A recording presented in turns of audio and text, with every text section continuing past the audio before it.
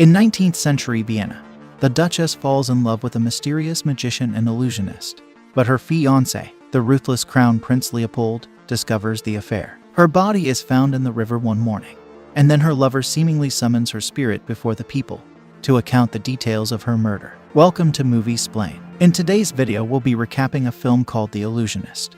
Enjoy this video. We begin in the midst of the plot, in late 19th century Vienna.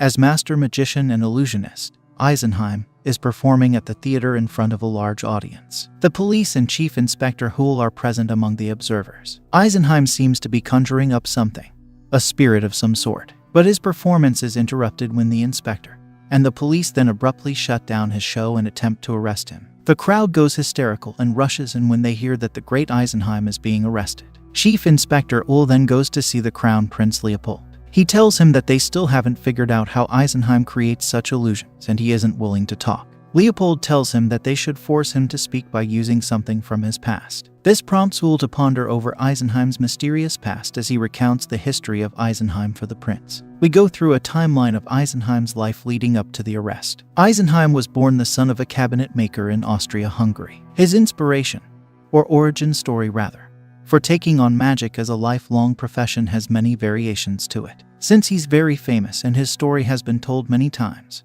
a lot of people have exaggerated certain parts of it. One such variation goes as follows. One day when he was a teenager, Eisenheim met a traveling magician along a road. The magician performs several tricks for him and then both the magician and the tree he was sitting under vanish. Eisenheim becomes obsessed with magic tricks after this. One day while practicing one of these tricks, he catches the attention of a young girl named Sophie. She is the Duchess von Teschen. He performs some tricks for her. The guards find her and tell her that she should never befriend the peasants before taking her back to the castle. But she and Eisenheim still manage to sneak away once in a while and spend time together in their hideout in the woods. He falls in love with Sophie and makes her a unique marquetry puzzle locket, which if twisted correctly reveals a small hidden photograph of himself inside of a heart. Eisenheim tells her of his plans to go to China to learn more magic, and Sophie promises to escape and go with him. On the day that they are going to leave, the police come looking for Sophie. The two hide in the secret room and Sophie begs Eisenheim to make them both disappear. He is unable to fulfill this request, and the two are separated. Eisenheim leaves his village to travel the world. He perfects his magic and returns 15 years later as a master illusionist. He performs one of his most renowned illusions, in which he grows an orange tree out of a single seed in seconds. Chief Inspector Huhl is present at the show. He is mesmerized by the trick. The next morning he goes backstage to meet Eisenheim and asks him how it's done, with Eisenheim only avoiding the question and turning his attention. He tells Eisenheim the reason he came to see him. The Crown Prince Leopold will be attending his show that night, and he has come to inspect the place of any threats. He meets Sophie at one of his performances, when she is volunteered by the ruthless Crown Prince Leopold as a reluctant participant in a trick. Eisenheim asks her the usual magician's question of whether they've met before. She says no. He thinks that she may have forgotten him. He hypnotizes her and brings out a huge mirror in which her reflection soon takes a life of its own, before it is killed by a replica of her, and then a hovering light is drawn out of the mirror by Eisenheim. She then faints right before he catches her. He soon learns that Sophie is expected to marry the Crown Prince, who purportedly has a history of abuse towards women. The prince requests that Eisenheim performs a private show at the Lofburg for him and his guests, to which he agrees. Sophie sneaks away and meets Eisenheim privately, whereupon it is revealed that she does remember him. It is brought to Huhl's attention that the two of them were spotted together in a carriage. He meets Eisenheim and tells him not to risk his life over the Duchess. At the private show, Eisenheim's closing act is a performance from which he drew inspiration from the story of King Arthur and the Sword of Excalibur. Eisenheim requests the sword of the prince, an extravagant weapon decorated in jewels, and makes it balance on its tip. He tells the audience that whoever can lift it is worthy of ruling and becoming emperor. Some of the generals attempt to, but fail. Finally, the prince tries to retrieve it, but it still doesn't move. Humiliated, he turns to Eisenheim. The crowd jokingly mock his position as ruler, before Eisenheim lets the sword go. The prince leaves and tells Inspector Huhl to shut down Eisenheim's show and drive him away from the city. Sophie asks Eisenheim why he would do such a foolish thing, but he is no fool. This was part of his plan. Later that night she comes to his workshop, telling him that if he wants to stay in the city he'll need her help. This is exactly what he wanted, to draw her out of the castle into his workshop so that he can make like the Hulk and smash. He finds that she's still wearing the locket he gave her. They realize that they are still in love after all this time. They plan to flee the Empire together.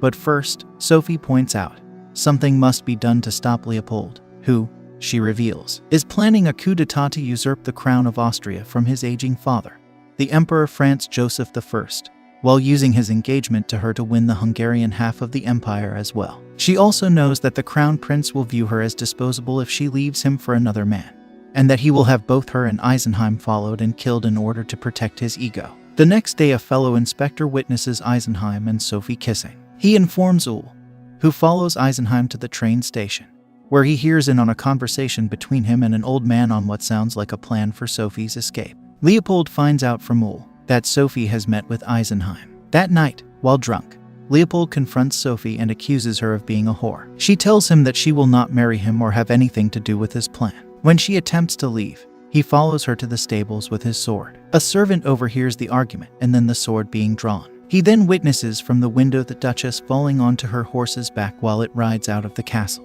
The next day, her horse comes back, with a blood stain on it. A search is carried out and her body is found in the river. Inspector Uhl meets with Sophie's family doctor, who tells him that she bled to death from a cut on her throat by either a knife or sword. He also gives Inspector Uhl a jewel he found in Sophie's dress. Unfortunately, Leopold's royal status makes any accusations against him unthinkable, despite an existing belief among the people that Leopold has murdered a woman in the past. Uhl goes to the stables. He spots Sophie's locket in the haystack, but decides not to take it at the time. As Eisenheim plunges into despair and the citizens of Vienna begin to suspect Leopold of Sophie's murder, Uhl observes Eisenheim's actions more closely on behalf of Leopold. Racked with grief, Eisenheim prepares a new kind of magic show, using mysterious equipment and Chinese stage hands. Eisenheim purchases a rundown theater and opens a new performance. During his show, Eisenheim apparently summons a spirit of a young man named Franco. He speaks to the audience and answers questions they have about where he comes from and so on. They begin to ask him about the afterlife and he becomes confused, right before Eisenheim waves him away. This leads many to believe that he possesses supernatural powers. People begin to admire and look up to him more and more as his shows progress and he summons more spirits. The inspectors keep a close eye on him but still can't figure out how he does it. The religious community come together and discuss how Eisenheim has proven the immortality of the soul. An inspector that's monitoring the discussion brings the information to Inspector Uhl. He finds out that they want to transform the empire into a spiritual republic. He takes this information to Leopold and informs him of the influence Eisenheim has on these people. Leopold tells him that Eisenheim is a faker, and all he needs to do is find out how he does the trick and then they can arrest him for fraud since he is fooling people into believing that he's actually resurrecting the dead. They try to replicate the illusion, but come nowhere near. They sneak into the theater and find nothing. Leopold is now mad that they still haven't gotten rid of Eisenheim. He decides to attend one of Eisenheim's shows in disguise. During this show, Eisenheim summons the spirit of Sophie who says someone in the theater murdered her, panicking Leopold. Leopold quickly leaves with Inspector Uhl. Leopold tells him that Eisenheim is manipulating the audience and fabricating an accusation. Eisenheim is trying to turn the people against him. He orders him to have Eisenheim arrested and imprisoned if he does the same trick again. Uhl goes to see Eisenheim and tells him that whether it's fake or not,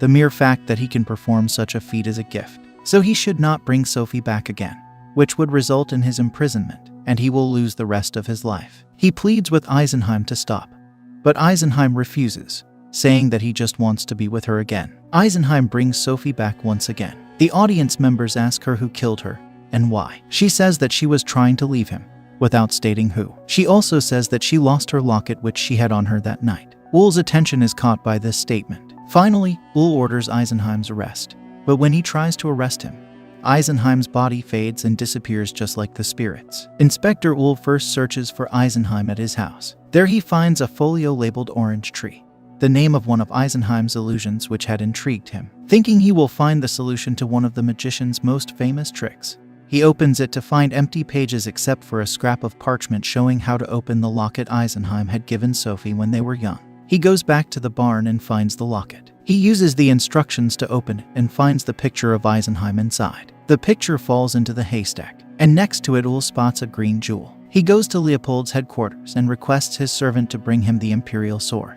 He finds that 2 jewels are missing, a green and red one. He places the green jewel inside and sees that it fits perfectly. At this point, We return to the first scene of the movie. Uhl reveals to Leopold that he has found evidence which links him to Sophie's murder. The sword is now in police custody, and the other jewel is being matched as they speak. Leopold tells him that his father will never believe that he's a murderer. Uhl agrees, and reveals that is why he wrote a letter informing the emperor of his son's plan to overthrow him. It is revealed that he knew of the plan.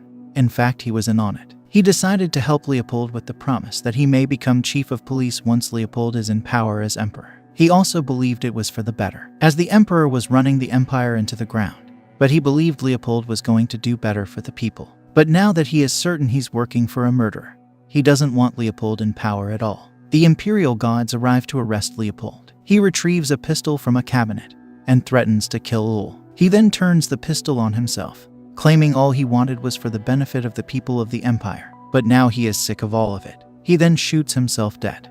In the next scene, Uhl is shown leaving the imperial palace. After he takes a few steps, a boy runs up to hand him a folio labeled Orange Tree. This time, the orange tree folio is filled with plans detailing a geared mechanism to make the tree grow. Uhl demands to know where the child obtained the folio. The child reveals that Eisenheim had given it to him. Uhl spots Eisenheim wearing a disguise and follows him to the train station. After the chase, a montage shows Uhl piecing together how Eisenheim faked Sophie's death and framed the crown prince, how the family doctor was a friend of Eisenheim's. And while one may think that Uhl would be enraged at Eisenheim, he is actually very much amused. Meanwhile, Eisenheim is seen walking up to a house in the country where Sophie had been waiting for him.